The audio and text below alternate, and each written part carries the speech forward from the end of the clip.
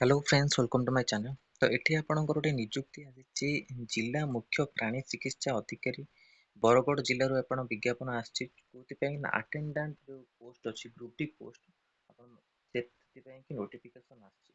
ता विषय details जानिबा are जो पीडीएफ अछि आपण मान टेलीग्राम चैनल में जो Telegram channel link video description में जो सेठी जो आपण माने जॉइन कर डाउनलोड कर परिबे। एतद द्वारा सर्वसाधारण अवगति निमित्त जणाई दिया जाय जिला मुख्य प्राणी चिकित्सा अधिकारी बरगढ़ तरफ खाली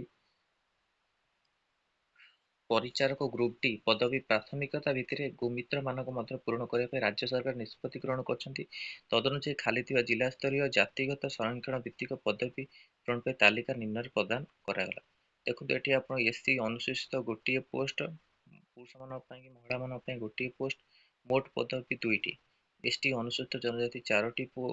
आपण पोस्ट अच्छी दुईटी महिला मान टोटाल आपणकर पोस्ट 6टी पोस्ट अच्छी अनिर्जय कि आपणकर पोस्ट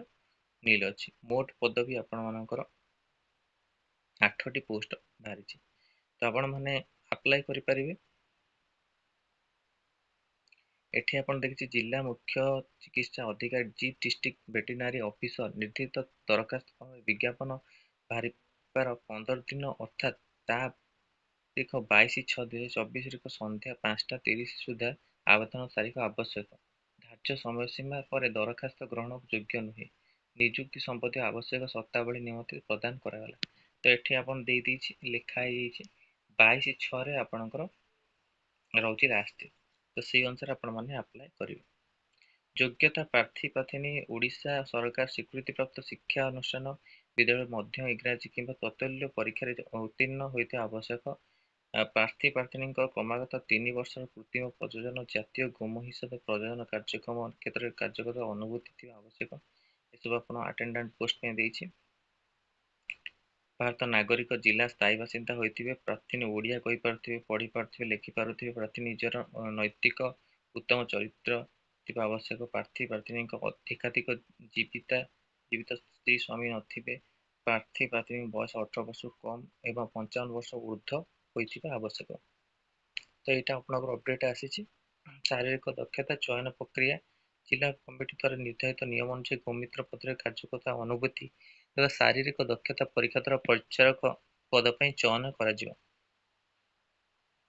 स्पीड पोस्ट बा कोरियर पोस्ट द्वारा आपण माने अप्लाई करि परिबे। एटा ऑफलाइन अप्लाई देखो दरखास्त फॉर्म आप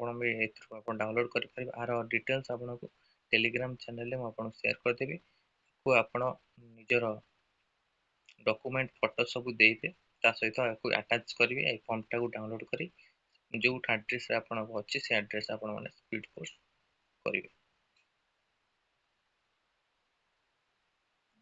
तो ये इंपोर्टेंट अपडेट आपण मन पे कि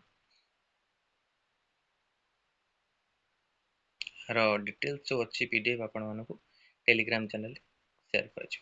तो इंपोर्टेंट अपडेट आपण मन पे वीडियो भल लगी लाइक को शेयर करंतु हम चैनल रे प्रथम थर पाइले चैनल को सब्सक्राइब करंतु एई भली कंटेंट पे बेल आइकन को क्लिक करंतु जदा समस्त वीडियो नोटिफिकेशन आपण पाखे पहुंच परिबो। धन्यवाद।